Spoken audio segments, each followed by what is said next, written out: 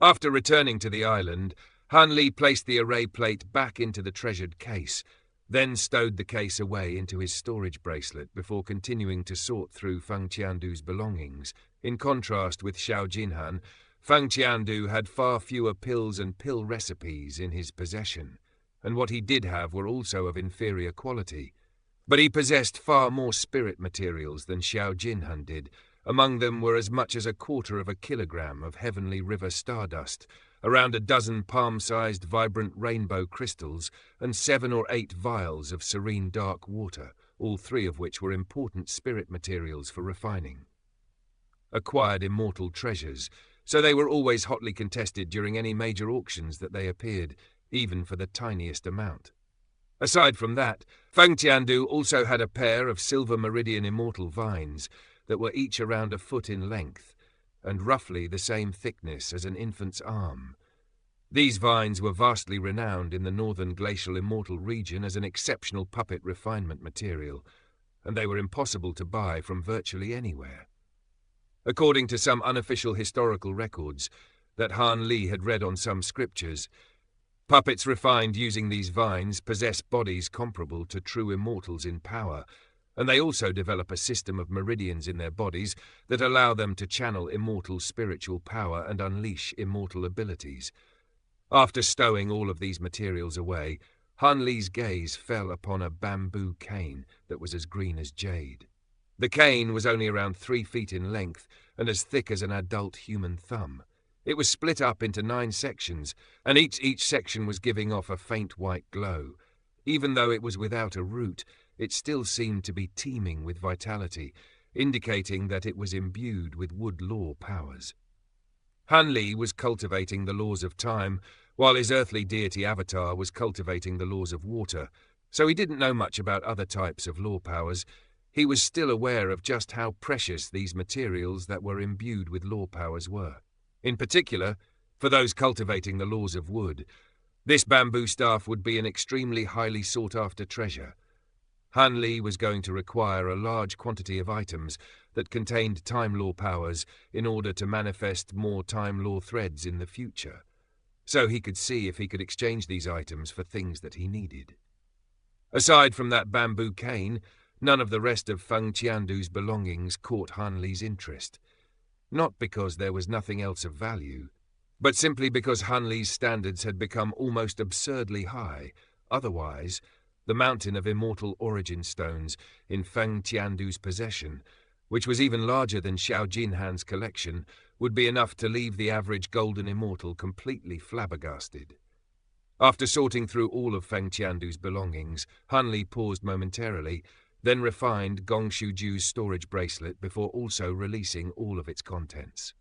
In the blink of an eye, a mountain of immortal origin stones that exceeded even the combined wealth of Feng Qiandu and Xiao Jinhan appeared in the clearing. The immortal origin stones on the top of the mountain slowly clattered down until they reached the edge of the clearing, while all of the other treasures were squished to the side. Han Li's mouth gaped open slightly at the sight of the small mountain of immortal origin stones, which was quite a bit taller than himself. And he was stunned beyond words. I can't believe a high zenith cultivator has so many immortal origin stones.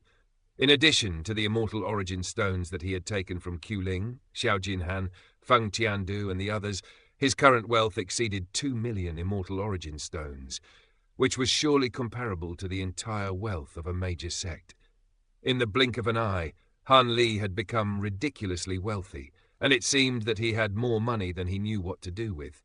However, he then quickly regained his composure.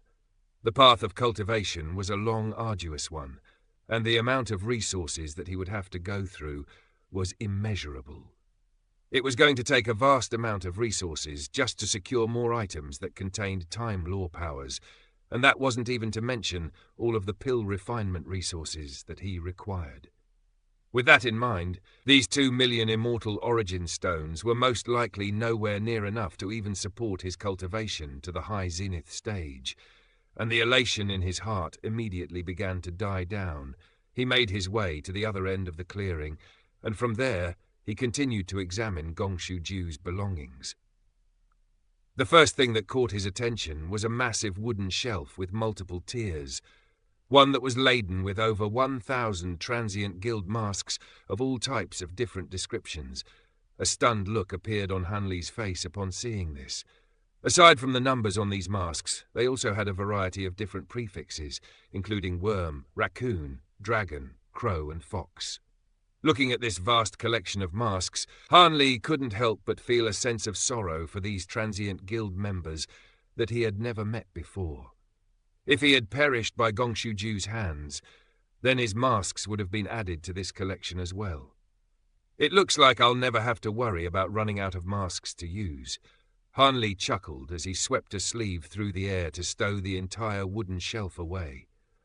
Due to how enormous Gongshuju's collection was, Hanli had to sort through one type of items at a time, and the first category of items that he had chosen to examine were the pills. Gongshuju had a large number of pills in his collection, all of which were of an extremely high caliber, and most of them were unidentifiable to Hanli, but he presumed that they had to all be high zenith stage pills. Having said that, Hanli was a heavenly pill master, so he was able to determine from the aromas and other characteristics of these pills that most of them were for recovery and regenerative purposes, while there were only 2 types for cultivation enhancement. It just so happened to be the case that there was golden slip plastered to each of the jade vials that contained these 2 types of pills, and the slips carried the names of these pills, namely clear jade pills and zenith garden pills. However, what was rather disappointing to him was that there was only 1 of each pill left in the 2 jade vials. As for the golden slips, their material was rather special, so he decided to give them a closer examination as well. As soon as his hand came into contact with one of the golden slips, a series of golden characters emerged from within, denoting a series of medicinal ingredient names, such as jade yang essence, wind spirit seeds, 9-leaf silverberries. Clearly, the golden slips contain the pill refinement recipes for these 2 pills. Hanli examined the lists of ingredients while sorting through the spirit medicines in Gongshuju's collection, and he discovered that Gongshuju still had a spare supply of most of these ingredients, while only a few ones were missing. A faint smile appeared on Hanli's face upon seeing this. After that, he picked up a black jade box, then tore off the golden talisman adhered to it before opening it. As the lid of the box was removed, he was immediately greeted by a rich medicinal aroma.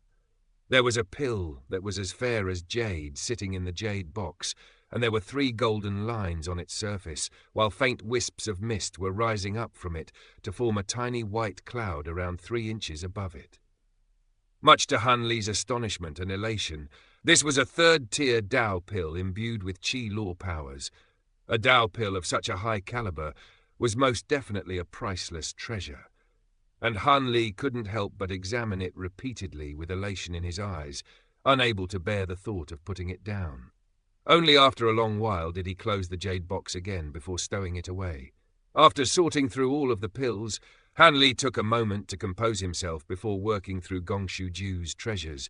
To Hanli's surprise, there were only 2 acquired immortal treasures in Gongshuju's collection, and after some thought, he realized that perhaps high zenith cultivators simply relied less on treasures than golden immortals. One of the acquired immortal treasures was a tiny, rusty Bayanzhong that was very shabby in appearance, looking as if it had just been unearthed long ago. However, when Hanli tried to crush it with his immense strength, he discovered that he was unable to do so. Aside from that, he discovered that no matter what he struck the Bayanzhong with, it didn't produce any sound. Even after some extensive experimentation, he was unable to find out how to use the treasure. As for the other immortal treasure, that was a strange-looking black-bladed weapon that was around 5 feet in length, with the hilt and blade roughly equal in length, and its surface was riddled with lightning cloud designs. Upon injecting his immortal spiritual power into the blade, Hanli discovered that it would tremble and buzz, and all of the lightning cloud designs on its surface would turn golden in color, while arcs of golden lightning sprang forth. However, as he attempted to inject the power of the lightning bird and the divine Devilbane lightning in his body into the blade, it immediately began to tremble violently, clearly displaying intense rejection. After some contemplation, Han Li summoned Taoist Qi, who only took a brief glance at all of the spoils that littered the entire clearing before withdrawing its gaze. I managed to reap some spoils during the earlier battle, and this blade is one of them. You're adept in using the power of lightning, so why don't you take a look to see if this is something that you can use? Han Li proposed. Taoist Xie remained silent as it swept its gaze over the blade, upon which its expression changed ever so slightly. Han Li immediately noticed this minute change in Taoist Xie's expression, and he asked, "Is there something wrong?" "If I'm not mistaken, the name of this blade is Thunder Slash, and it's a vastly renowned weapon from the Black Soil Immortal region," Taoist Xie replied. "The Black Soil Immortal region? It sounds like you've recovered quite a bit more of your memories, Brother Xi," Han Li remarked. "Ever since we arrived in the Northern Glacial Immortal region, snippets of memories have been returning to me, and it's becoming more and more frequent an occurrence of late. Some memories that were previously incomprehensible to me have also been contextualized, so I have indeed recalled many things," Taoist Xi explained. "It's fine. You don't have to explain anything to me. Seeing as you're able to identify the blade, I'm sure you'll be able to make good use of it, so you can have it," Han Li said with a smile.